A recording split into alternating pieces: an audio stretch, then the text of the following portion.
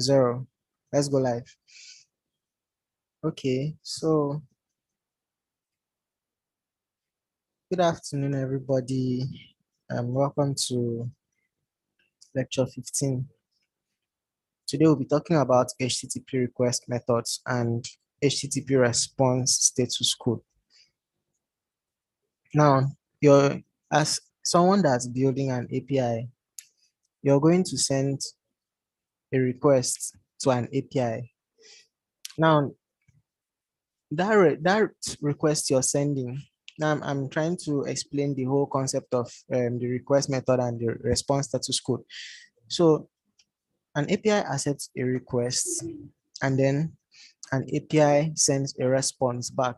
Now, when you send a request to an API, for example, that particular request is supposed to carry like a method. So the method is like a verb. What do you want to do to a particular um, resource? Do you want to just get the resource? Do you want to change something about that resource? Do you want to create a new resource? So for example, if I want to post like for example, let's take Facebook for example. If I want to post status or I want to post on Facebook, I'm trying to create a new resource, right? So I just send a request method that will make the API or the server understand that okay, I'm trying to create a new request or a new resource on that server. Then if I want to edit that post I made, then there's how I should be able to tell that the server that I'm referring to this particular post and then I want to edit that post. Then if I want to delete that post or yeah, if I want to delete that post, there should be another way I should be able to do that so that the server will understand the kind of action I want to take on that same post. If I want to get that post, for example, I'll do the same thing.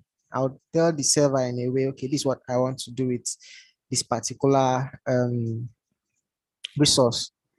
So that's the whole. Then after when you send this request to the server is supposed to send you a response with a status code. So that status code tells you if what you requested for has been done or there is an error somewhere or there's a mistake. And then if there is an error somewhere to tell that this status code can also give more information about where that error is from. If that error is from the server or it is from the client, or if there is some other thing that happened that generated the error. So let's go into the whole topic. So we'll what we would cover today would look at what are HTTP request methods, and then we'll see some common HTTP request methods, and then we'll see what are HTTP response status codes, and then HTTP response status code groups. So we'll see the groups of HTTP response status code, and then we're going to pick some common response status code that as you start working on APIs, you will definitely see them, you will definitely come across them. So let's continue. Now, and this class is going to be a practical class, so which means I'm going to show you how these requests work. Although for now we aren't really going to use a database, so um, I'll just show you how to use these request methods for now, and then how they work. So let's dive in. What are HTTP request methods? So HTTP request methods defines a set of request methods that indicates the desired action to be performed on a given resource. So you specify a resource and then you specify what you want to do with that particular resource. So this means you can use HTTP request methods to like tell the API, okay, for this particular resource, this is the actions I need to just think of request methods as like you trying to tell the action you want to take on a particular resource. So it's as simple as that. So it's like picking up your phone and being like, okay, I want to call somebody. So calling a um is an action you're taking with your phone as like being the resource. You can decide you want to use your phone to snap pictures. So snapping picture is like an action you want to take on your phone, you know. So that's how HTTP request methods work, and then we are going to see most of them. So the commonly used ones are get, put, post, get, post, put, patch, and delete. So I know we've heard of CRUD operation. So this is the basis of CRUD operation. So where you can get a resource. So CRUD stands for create, read, update, and delete. So when you want to get a resource that already exists, you use the get method to tell the server that you want this particular resource. Maybe you have the idea of that particular resource or something that is peculiar to that particular resource you're fetching. You can use get to get that particular resource. Then post is used when you want to create a new resource. So the resource doesn't already exist, but you want to create it on, let's say, for example, you want to create a post on a database, for example. So you send what you want the data, the back end or the API to work with and maybe create a new resource. Then you use this post to actually create that. Now, put and patch is used for updating. So there's a difference between put and patch. So now, if I already have an existing resource and I want to edit it, I can either use one of these two. Now, put is used when you're updating everything about a particular resource. So let's say on my um on my profile, maybe I edit. Okay, let's say for example, I have um name, age, my location, for example, stored on a database, and then I want to edit the three of them, for example, at the same time. So I want to edit my name, my age, and my location at the same time. And I don't want to do that by maybe saving one by one. I want to do the three at the same time. So when once I edit the three and I press save once, it should update everything on the database. So I'm going to use put for that. Then patch is used when I just want to update just maybe one part of one maybe attribute of a particular resource. So like, for example, I have name, my age, and my location, but I just want to change only my name, for example. So if I want to just change only my name, for example, I would use patch to like effect that update only on my name. So which means the other two resources won't be touched. They will remain the way they are. Then of course, delete is explanatory. So you use delete method to like delete a resource. So let's just see how these methods work. Then in the next class, I guess we'll see how we can connect our API to a database, which we are going to use MongoDB to actually do that. So if we look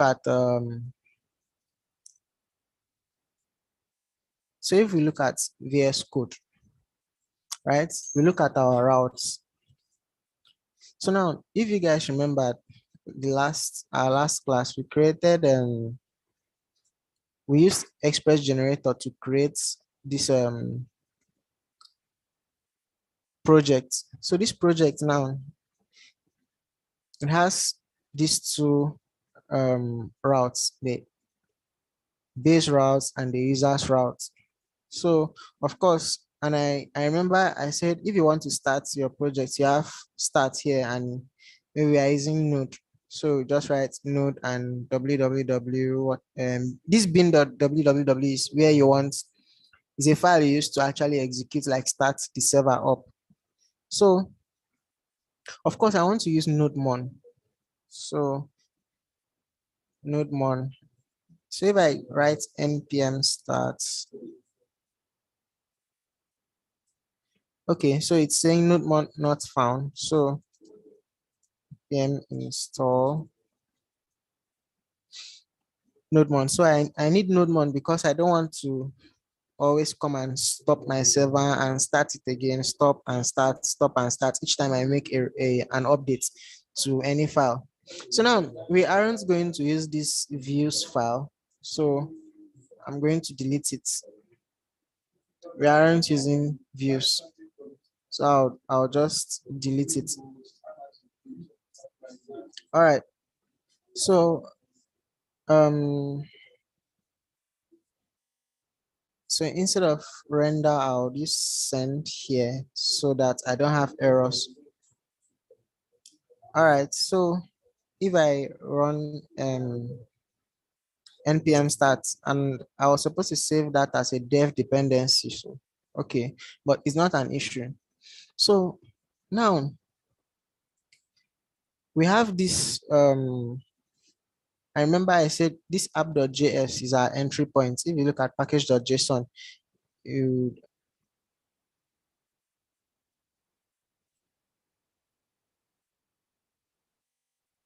okay, so start when once you execute this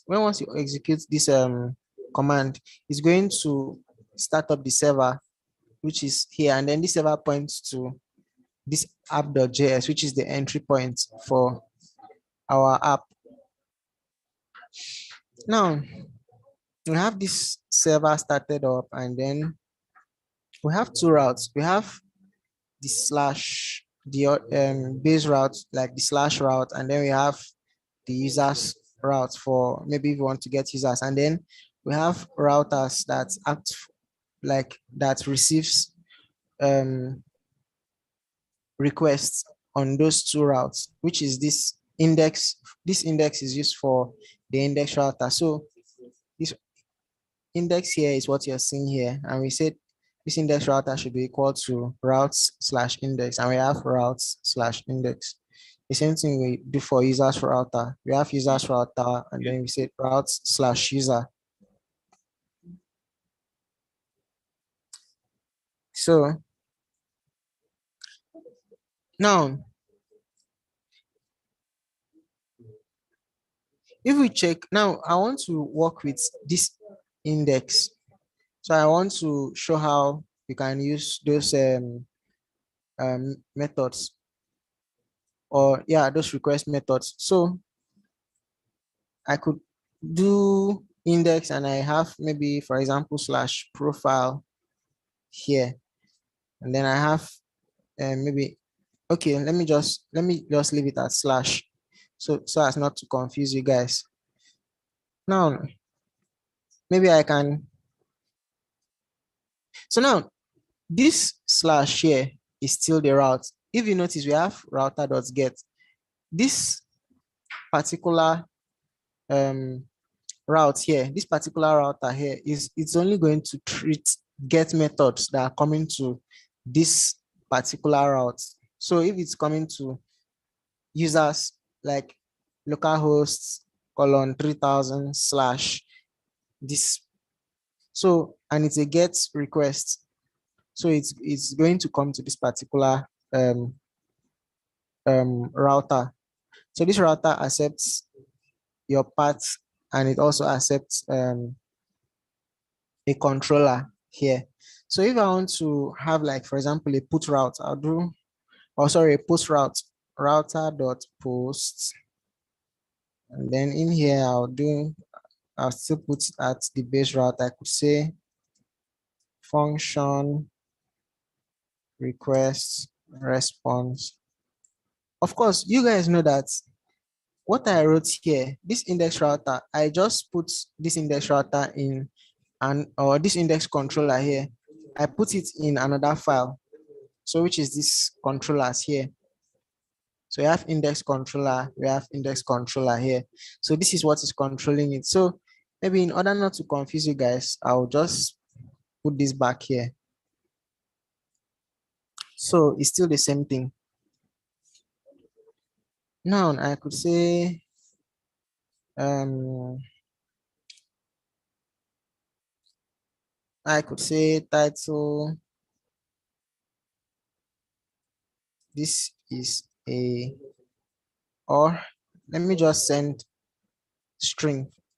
So I'll just say this is a get request. So I could do that, response.send. Then here, the same thing. So instead of get, of course, I'll say this is a post request. And I could do the same thing with put.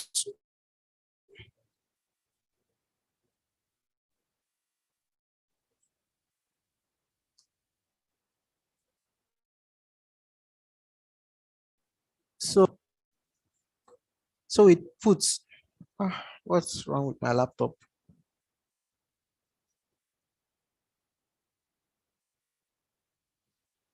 Uh,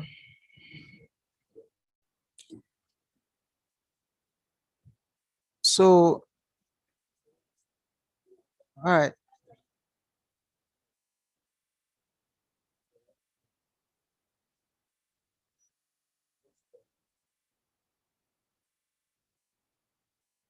Okay. So let me continue. My laptop just hooked. So if I say put here, router dot put, I could say,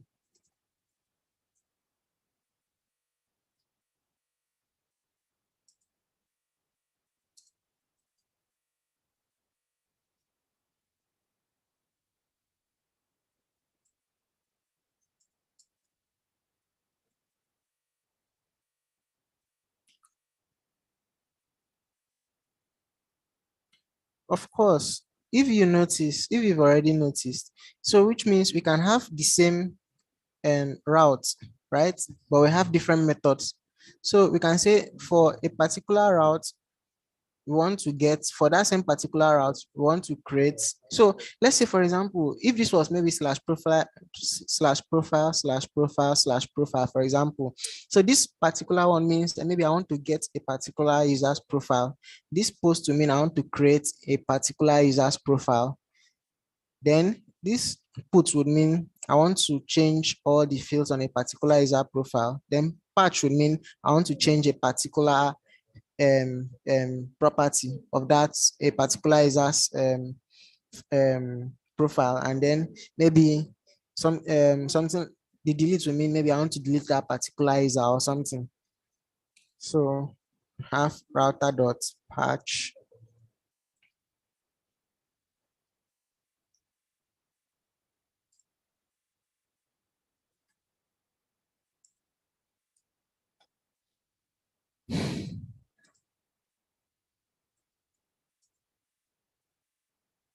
So we are going to see this thing more in action when once we start using it with a database. So we have response that saying this is a patch request, and then I'll just copy this and use for delete.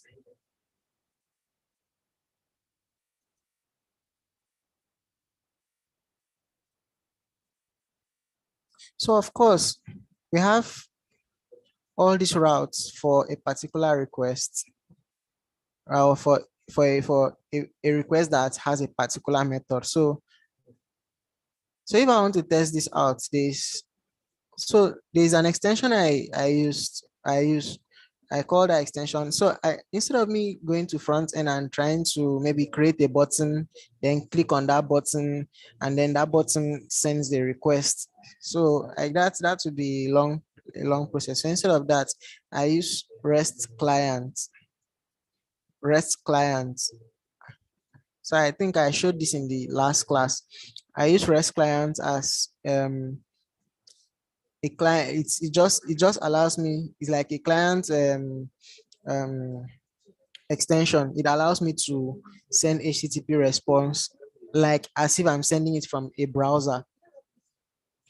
So if you have REST clients installed, you can create this test.rest. And of course, I can send, so now I can send a GET request to um this particular localhost slash 3000. So if I write this, you see that this is a GET request. We're having a GET request from here.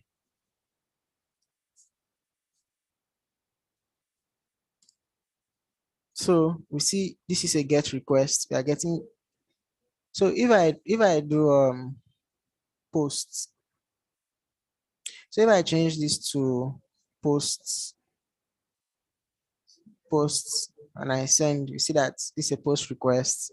On that same route, if I do put, see this is a put request, and then we see patch. So that's a patch request and delete. So we've seen how like all those works. So we will be working more with this code. So you guys can actually maybe copy this code and maybe write it somewhere or write it on your VS Code and save it.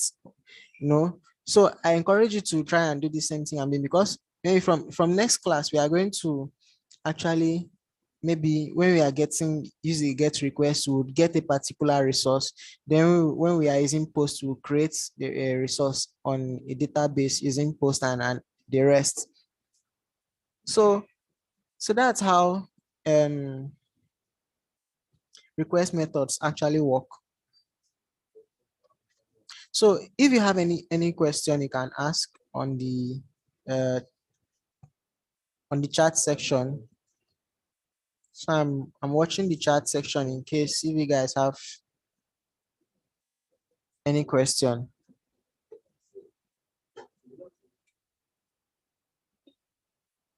Okay, someone said I can't see the VS Code.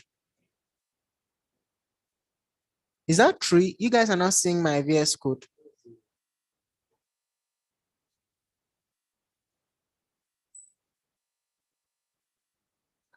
Hello, you guys can see my VS Code, right?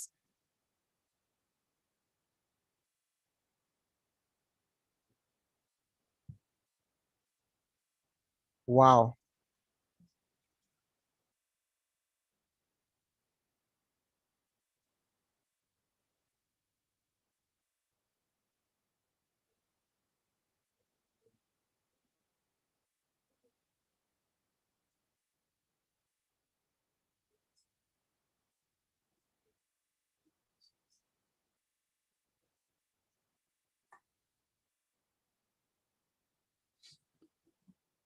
Okay. So you guys can see it now, right?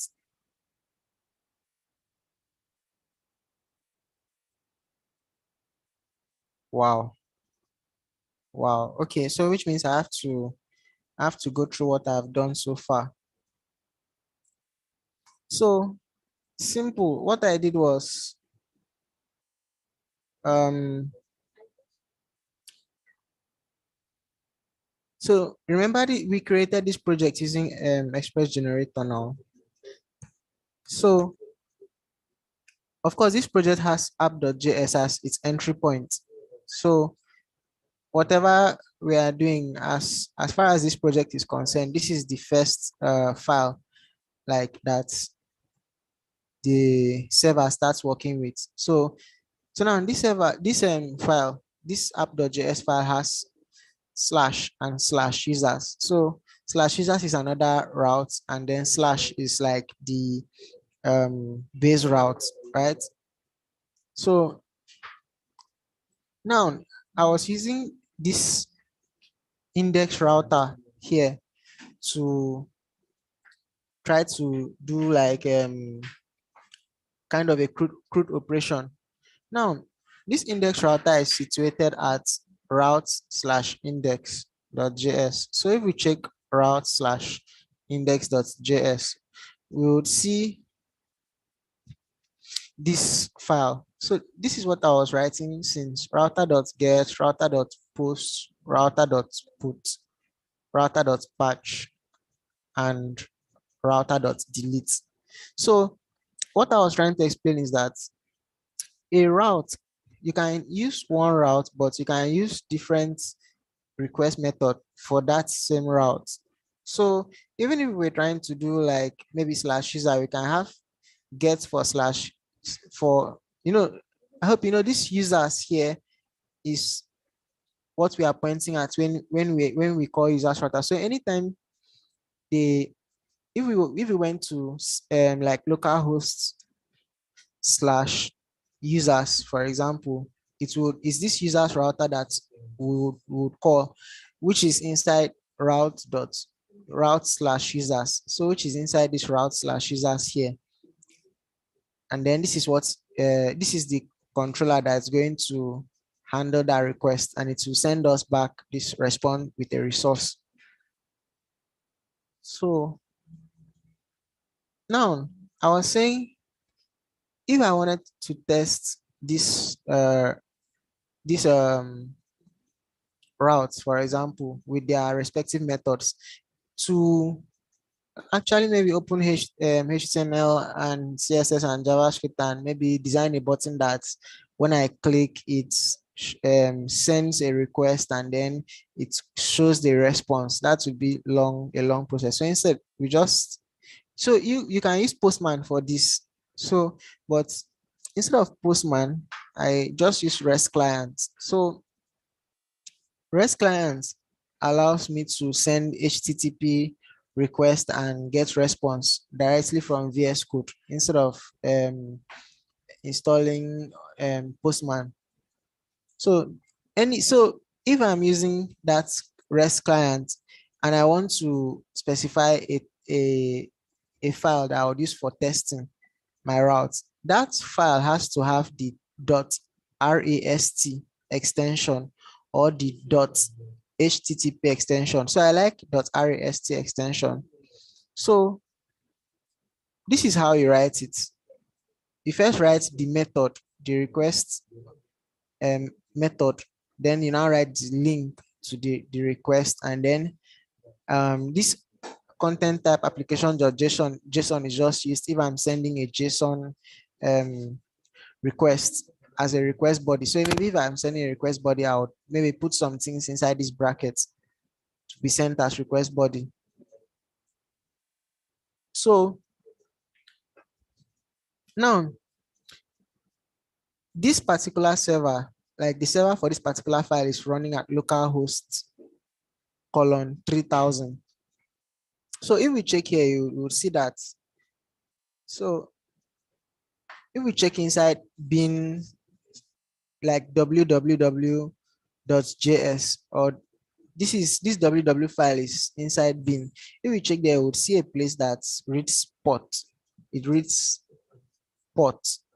If we check, you'd see ports. And now see that the port should be either this process.env.port or 3000. And I will explain to how this works, this process.env.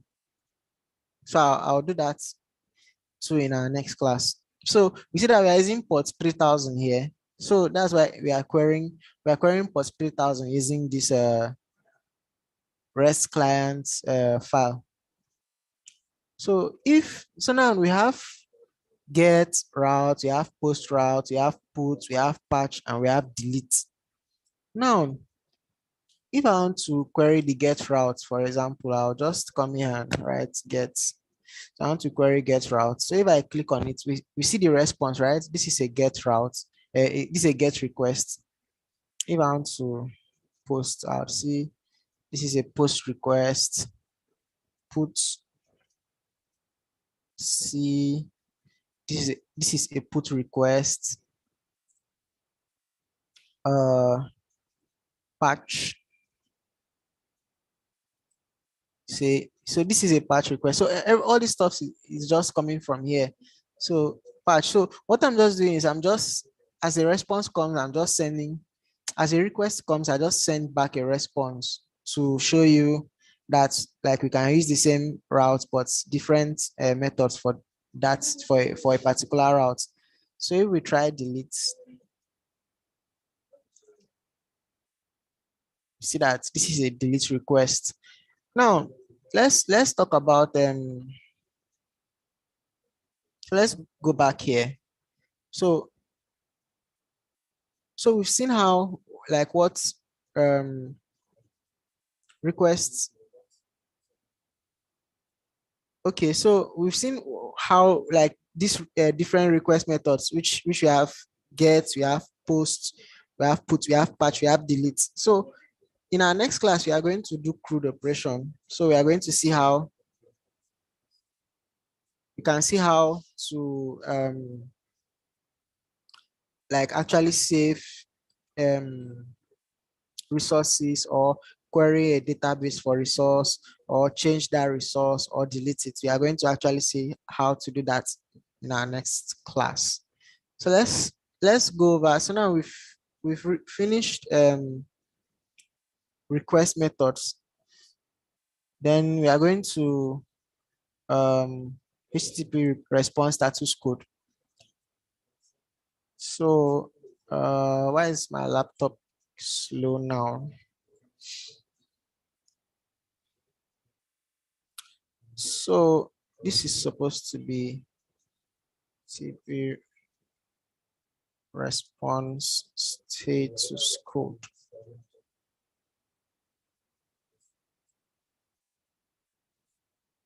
Okay, so let's continue. Let's look at HTTP response status code. So now you find out that when you made those requests, you got back a response, and then let's go back. You see this figure here, 200.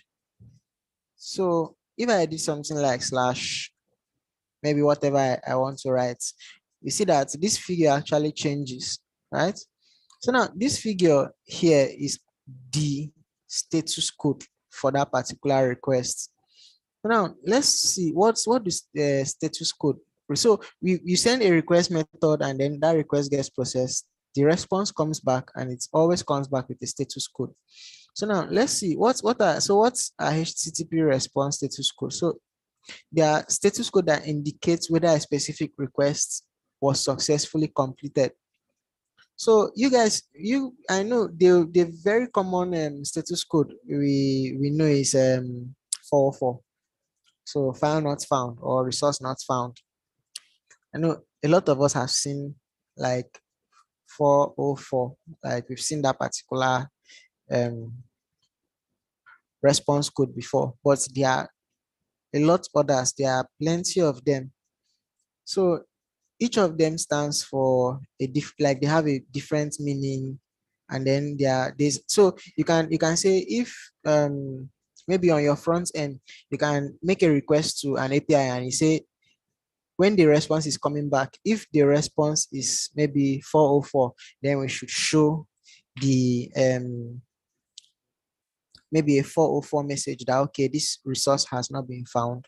Or maybe we show maybe a page, a 404 page, that okay, this request, this response, the resource you asked for, that's not been found.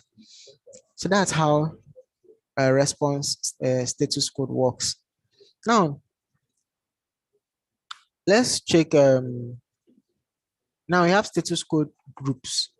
So these status code groups. So if you see, for example, if you see a status group from 100 to 199, you know that it's just that status code is trying to give you information about maybe your request. If your request is maybe still being processed, and maybe it's not completed or something, then you know that anything in 200 means maybe what you're doing is successful. So each time maybe you try to maybe you query for a resource, and that resource like a response is sent, and that response is a valid response, then you get 200. So like if we make this request, you see that we have a 200 here. So that's for, so now anything between 200 to 229 just means it's what you've sent is actually successful. Then 300 is 300 to 399 is used for redirection. So what do you mean by redirection? So let's say, for example, I was using maybe I had a website, maybe victorhookok.com, and maybe I changed the link to that particular website, for example, maybe from victorhookok.com to victorhookok.io, for example. Of course, there are a lot of people that might not know about my change of the site, and or even if some people might know and then they might forget the actual extension for that site. They might try maybe .org when I change from .com to .io, for example. Now you might want a situation where if they try to go to victorhookok.com, they get redirected to victorhookok.io, for example. So when they type victorhookok.com and then they press enter on their browser, it either a 300 or a response code from either 300 to 399 will be sent back to my browser, and then the new location for my website will be sent to that browser too. So the browser can decide to now use, so since the request method is 300, I could say, okay, if the request method is 300, then let's check if there is a new location for that particular resource I'm trying to request for. If there is a new location for that particular request, then we pick that location and use it. So that's how this redirection works. It's like maybe going to a particular location and you find out that people have parked from that location, and you ask, Alpha, where these people they'll tell you, "Oh, okay, they no more live here. Maybe they live maybe the next street." So that person that is even telling you, giving you that information, is redirecting you to where you get maybe you go and see the person that you're looking for. Then we have client error responses. So it's always from 400 to 499. So this client error means is maybe it's not the server that's at fault, it's the person or the service that is making that response to the API that is maybe wrong in a way. So here you have from 400 to 499. So you see that 404 means maybe the resource that they've maybe front end or a service is trying to request for is not available. We have others apart from 404. Think is it 401 or 400 means bad, you sent a bad request. Then this server error response, so this is from 500 to 599. So if you see a 500 or maybe anything from 500 to 599, you just understand that the error is from your API, the API you've built. Maybe there's a place you wrote something wrongly. So I think I could simulate that if I said uh, response.sen, I think that is even going to generate okay, it's not going to generate an error. So I did not write send, right? I wrote sen. So, and that's a put route. So I think if I do put and I send it now, you see we have 500. We have an internal server error. So it means the user is actually sending a correct request, right? Maybe request for something that actually exists, but from this our server maybe we have something that is not going on well. Maybe we have we've misspelled something, or we didn't write something properly.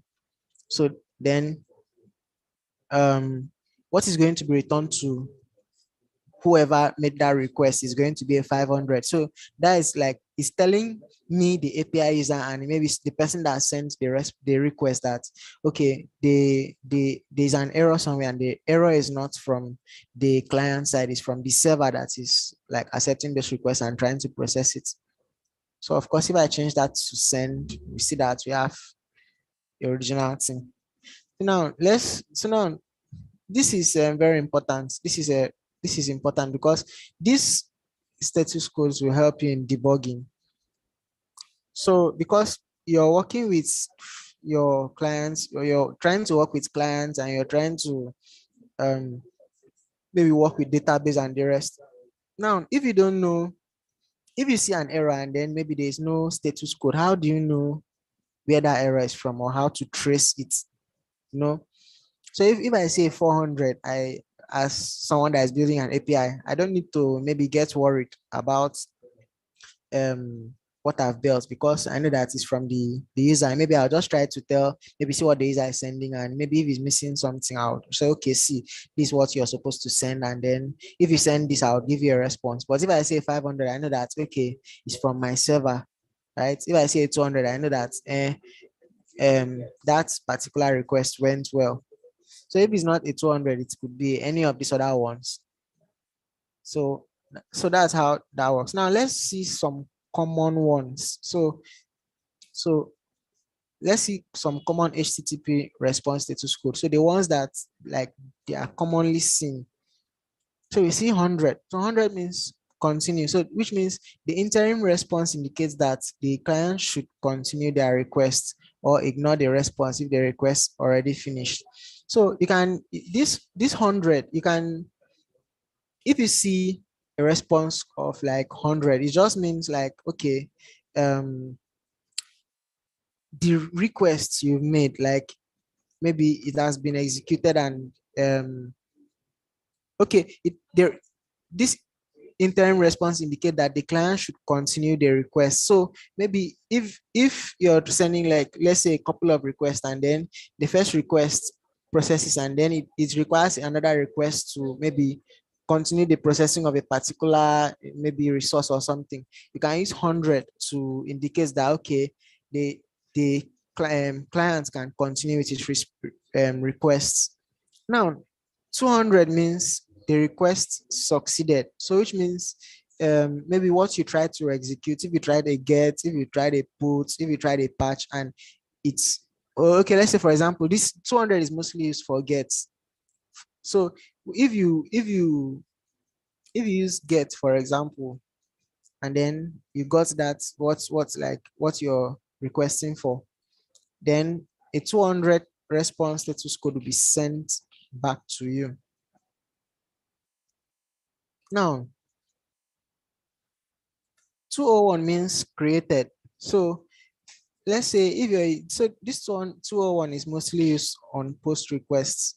So if you want to create something and you send a post request to a particular route, so the response status code will always be 201 if you successfully, if the back end or the API successfully maybe created that resource.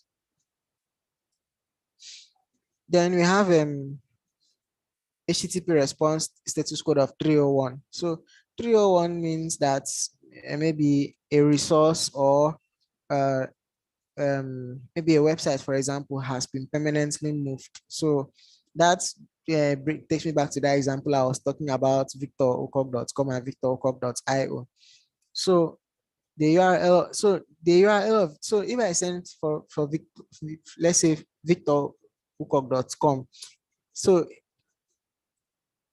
and I get a 301 back, I know that okay, the URL of the requested resource has been changed permanently. Then the new URL is given as a response. So the response from my server, like if I find out that someone is sending maybe to my old URL, will be 301, and the new URL. That's what I'm going to send as a response the um, to the person or the service that requested from my particular server. Then this 308 means permanence redirect. So this means that the resource is now permanently located in another URI or in another URL. So this one is mainly used for resources. So to show that a resource has been moved permanently, while this one is used for a URL.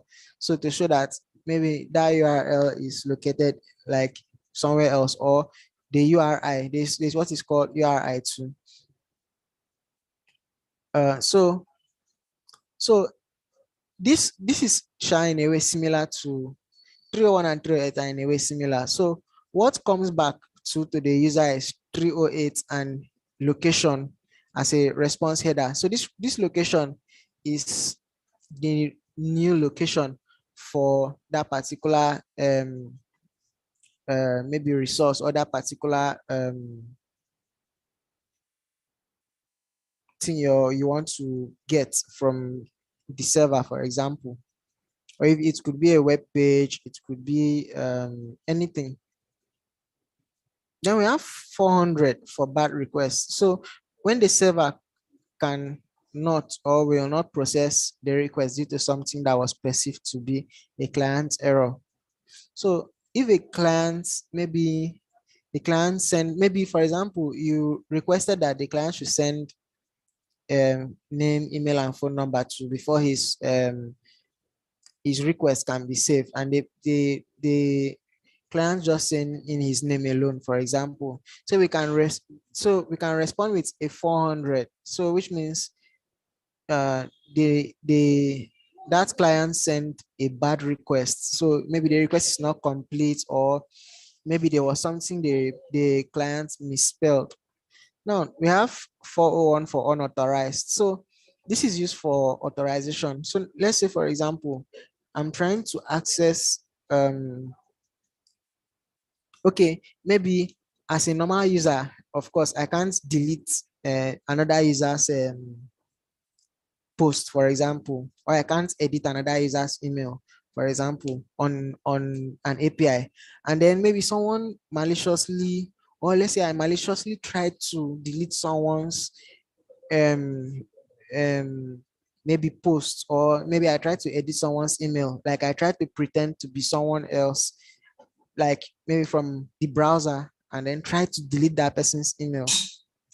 So if the browser, if the API detects that, oh, this person that is trying to take this action is not the user, like is not the right person to take that action, so return with it will return a 401. So this 401 means, like, it means that you're not authorized. You understand? So maybe you're not authorized to do to take a particular action. So then we have 404. Of course, all of us we know 404 no, now. So it means not, it doesn't mean file not found, it means not found. So this could be used for if a file is missing, if a resource is also missing. So if I try to pick like a page that maybe has been deleted, for example, I should get a 404. So whatever I add before the not found, it's specific to, so 404 can, front end can use 404 to tell the users of their website that a file is not found. 404 can be used by backend to tell the user, or to tell the API user that a resource is not found, because most times we are just responding with a resource, not a file or a web page. We are just responding with a resource. Now we see 500.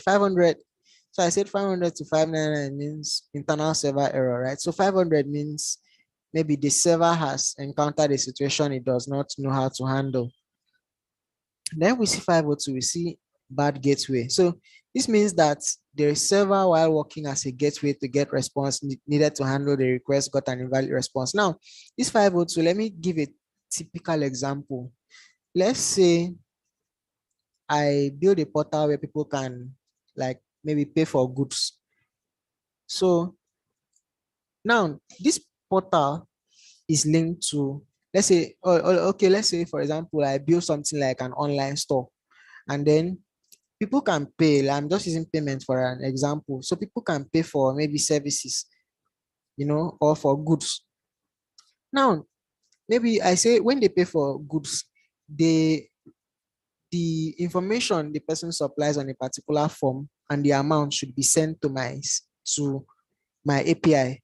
Then my API will now use the amount that the person has maybe sent to make a request to another API. let's say maybe for example, Paystack API for the payment process. Now, if Paystack can't, maybe wasn't able to process my payments, for example, it will respond with maybe a 500 or maybe 444 something. It will respond with an error to my own server. So now how do I tell the website owner that his response, or his request wasn't successfully processed because of maybe another API that my API is also connected to? So now my API in that situation is serving as a gateway. You understand? So instead of you interacting directly with Paystack API from front end, you're sending details to my back end, and my back end is like acting as a gateway, sending requests to Paystack's API and getting a response from Paystack API before sending it to front end. So now, if an error occurs when I try to access maybe another API from like my own API and then maybe process something and maybe send back a request. So 502 would be what to be returned back to my API. Oh, sorry. Maybe 404 can be what to be returned to my API, but what I'll send as response to the front end would be 502. So that means maybe the fault is not from me. Maybe let's say maybe for example, Paystack as a service is down. Maybe they are not accepting payments for a particular time, maybe because they are maintaining their service. And then my API tries to send a request to them. So that is going to form this 502 bad way gate. So I would send this from my own API to maybe front end, for example, to tell them that, oh, okay, there is a bad gateway. Okay, see, maybe I could, apart from sending this 502, I could send extra information like, okay, payment server is, or payments API is down or something. So this is how status code works. And most times they are automatically added to um they are most times added to like your method. So when once you declare a method, like I declare a post method, for example, if I create a new um resource like on the server, when I'm sending back a response, the response will typically be with that 201, to show that a new response has been created. So else, the way you can actually like modify the status is by using res.status. Then you pass in the status. So you can do something like, I think you can do something like res.status.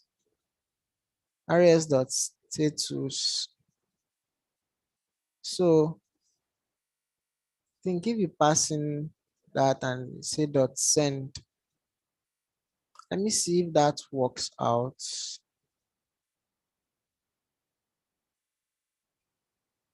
Okay, so we see 201, right? 201. But if I remove this status, I think it is going to be 200. Okay, so we see 200 now, right? For the post, see 200. So you can manually, you can change that on your own. Can change that on your own. So just say status. So I don't think you 404 would work here. Let's see. I'm not really sure. Okay, yeah. Okay, so it works. So you can actually change your status code, like the status code you're sending back to your users from there. See 500 internal server error. Or else, if you don't add it, and the request went in successfully, it's going to send back a 200 by default. So so that's how this whole status code and then the request and the response works. So now there's something I shall need to explain again to you guys. Now let's look at this code. Let's look at this code, this index. Now this is the router. This is the router to handle this particular, right? The request coming to this particular route with this particular method. Now, what you write inside here, this function, this callback function, of course, you guys remember callback functions.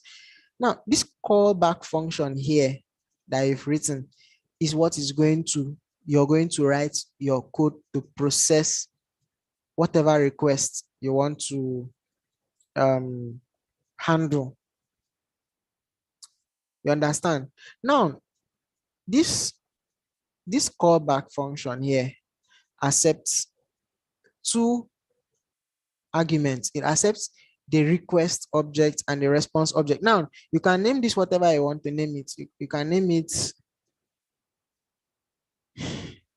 So you can name this request. You can name this response. So if you want to use response inside here, you're going to say response inside here. Of course, if I test that now, it's going to work out perfectly. So that's for the post. So this is very important because I can decide to remove this, remove what I've written there, write the function out here, and maybe I call it handle post. Right? I do handle post, and I can now pass that function, the name of that function inside here as handle post. Now, if I make a call to that post request, we still see this is a request. Of course, if I change that to handle post request function and I make that call, you definitely see that works out. So there's a reason why we need to do this.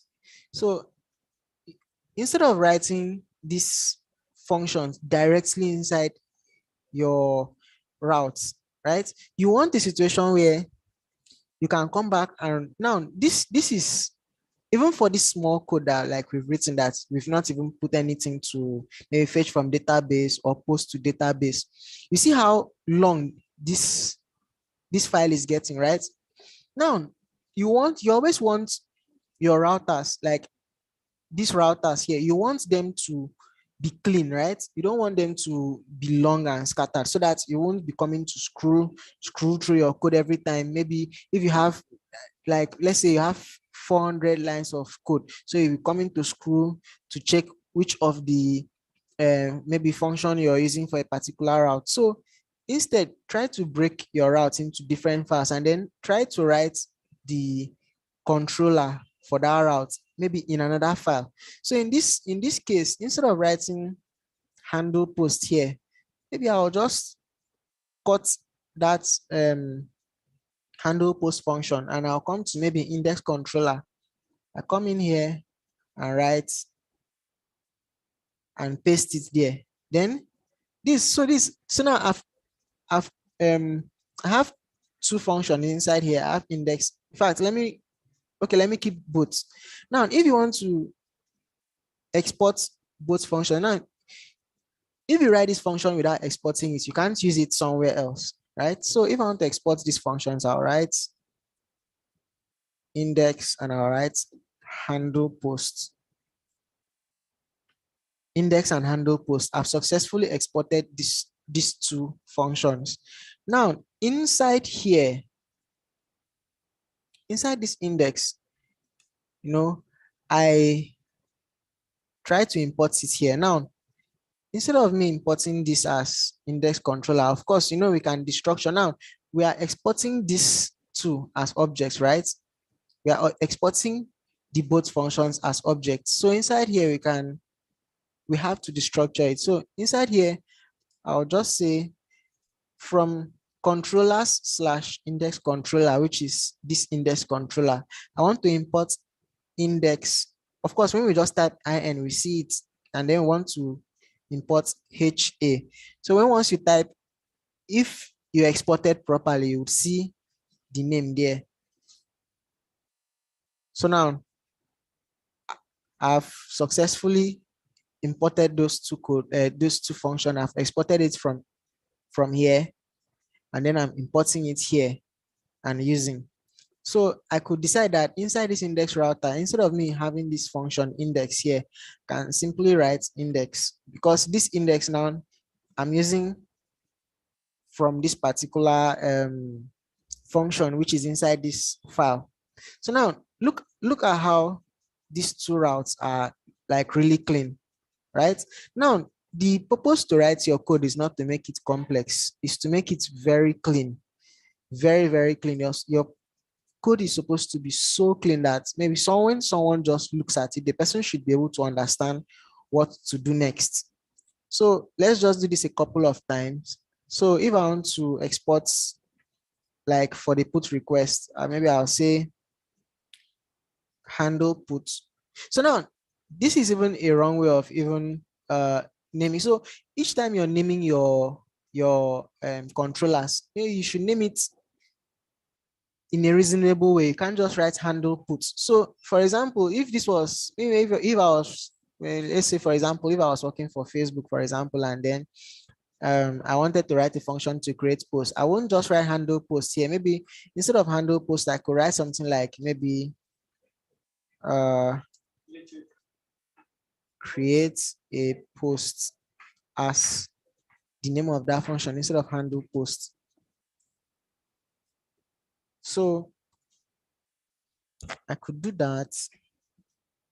Then, okay, let me just leave it at handle post. So, all right, handle posts, handle puts, and then of course inside here I just need to come here and put command, write h handle put, and inside here I could now write handle put. So if I send a put request now here, it is still going to respond with this request from handle put, which is, this is a put request here. So that's how that works. And these routes now are like pretty clean. I could just come and look at this file and just know that, oh, okay, this is the router, or this is the particular function to treat it. And then if I want to get to this particular function, like on VS Code, if I want to get to this particular function, I can just come here, press down my control. I'm pressing control now, and then I click. So it will automatically take me to the folder or the file that has that particular function. So if I wanted to check handle put, I'll just press control, whether here or here, just maybe, sorry, either here or here. I just I'm having my control key pressed, then I just click to take me to the handle put, which is inside here. So I could do the same thing for patch and delete. So I should just do,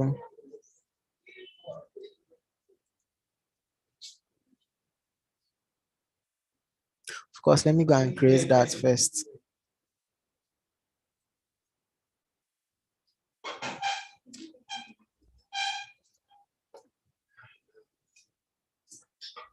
Just put it here. Handle patch. I come in here. Of course, handle patch, and then handle delete, same thing.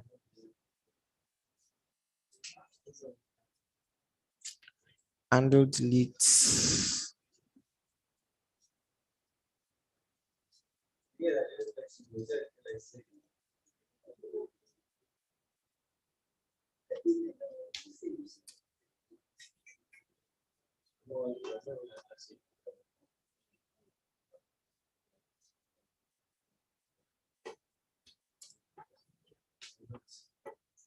Now look at how clean these routes are. Just slash this slash like straight, and it's simpler for me to get to wherever I want. I know all my functions are here. I can decide to write one function in one file, one function in if a file, and or I could just put a collection of functions in a particular file. I just know that anything inside index controller is concerned with index.js. Anything, maybe if I create user controller, I just know that anything inside user controller like is concerned with this user.js, like that. So it makes your work like clean, you know. And another thing, instead of having them having these things listed out like this, if they are too plenty, this would be the best way to write them out.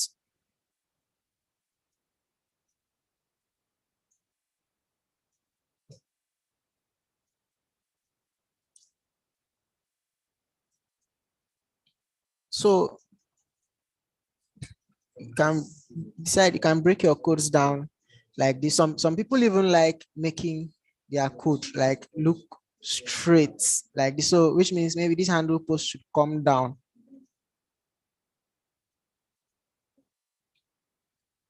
right? Like I think it's PHP guys that like doing that stuff, have their code like look like this, like kind of like a pyramid, or kind of like a right angle triangle, like this, if they are importing a lot of things. So uh that wraps up today's class. I hope you've learned one or two things. Try this out at home. If you have any issues, just um, tell me. Come to my inbox. All right. So if you guys have any question, can ask. Oh.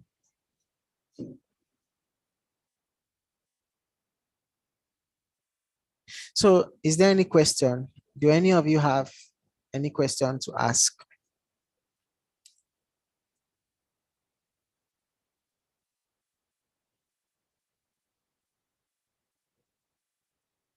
Okay, so Danik says no, so he doesn't, or he or she doesn't have any question to ask. Okay. All right. So I hope you've learned one or two things, right? I hope you've learned one or two things.